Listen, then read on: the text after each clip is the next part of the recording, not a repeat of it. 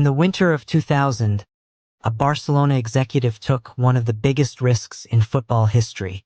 Instead of waiting for official approval, he scribbled a promise on a paper restaurant napkin to sign a 13-year-old boy. The boy's family could not afford the expensive medicine he needed to grow.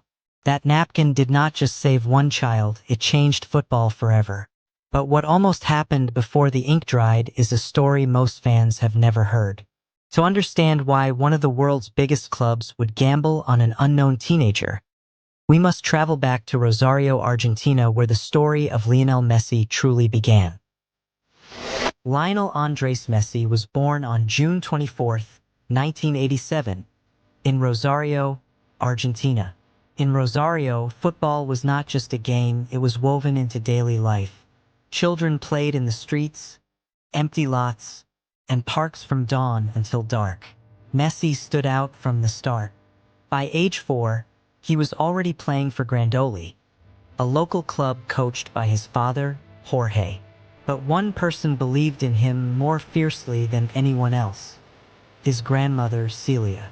She never missed a match and often convinced coaches to let the tiny boy play against much older children. Without her encouragement, Messi might never have stepped onto a pitch.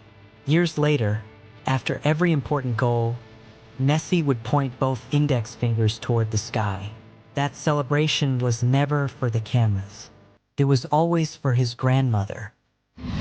At age 11, Messi suddenly stopped growing. Doctors diagnosed him with growth hormone deficiency.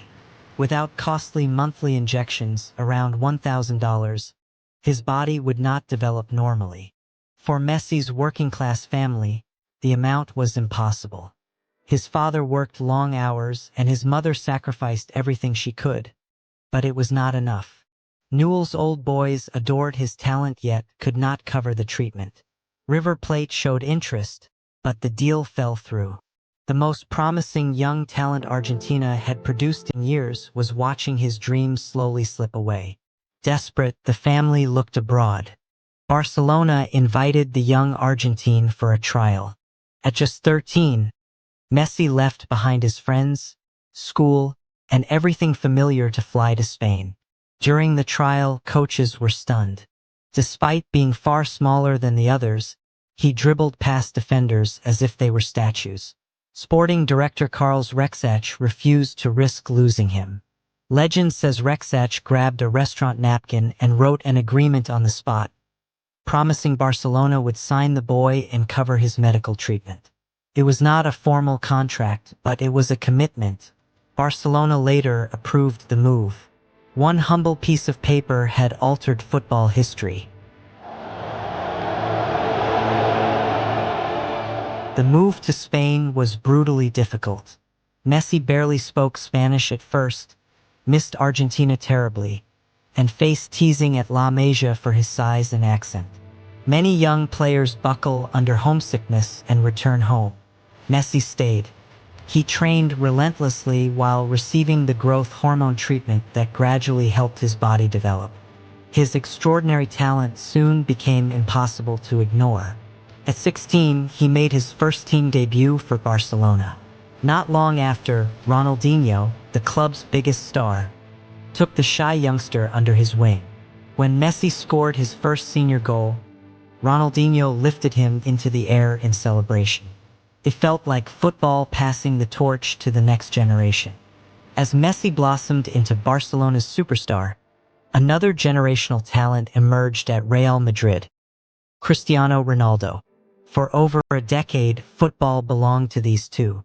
Every season brought new battles: league titles, Champions League glory, and Ballon d'Or races. Fans argued endlessly. Records tumbled. Messi's magical vision, dribbling, and playmaking pushed him to win Ballon d'Or after Ballon d'Or, while Ronaldo's relentless work ethic and athleticism drove Messi to even greater heights. Together, they elevated the game to levels rarely seen before. While Messi dominated club football, one dream remained agonizingly out of reach: winning the World Cup with Argentina. In 2014, Argentina reached the final, only for Germany to score in extra time. Messi walked past the trophy without touching it, one of football's most heartbreaking images. The pain continued with Copa America final defeats in 2015 and 2016. Criticism grew brutal. Some claimed he would never be Argentina's greatest. Devastated, Messi briefly announced his retirement from international football. The nation held its breath. Fortunately, he returned. Deep down, he knew his story was not finished. After more than 2 decades at the club that had saved him, another blow came in 2021. Despite Messi's desire to stay, Barcelona's severe financial problems prevented them from registering him under league rules. At his emotional farewell press conference, Messi cried. The club that had changed his life was no longer his home. He joined Paris Saint-Germain in one of football's biggest transfers. Yet everyone understood there was still one unfinished mission. In the summer of 2021, Messi finally won his first major international trophy, the Copa America. A year later came the defining tournament of his career, the 2022 FIFA World Cup in Qatar. Pressure was immense in every match. The final against France became one of the greatest in World Cup history. Goals, drama, a comeback, extra time, and penalties. When Gonzalo Montiel scored the winning penalty, Messi collapsed to the ground in pure emotion. After decades of sacrifice, years of criticism, and countless heartbreaks, he had become a World Cup champion. The image of Messi lifting the trophy remains one of football's most iconic moments. Today, Lionel Messi has won nearly everything the sport offers. League titles, Champions League trophies, multiple Ballons d'Or, the Copa America, and the World Cup. He carries the admiration of millions around the globe. Football fans still wonder whether he will grace the 2026 World Cup. Whether he lifts another trophy or not, one thing is already certain.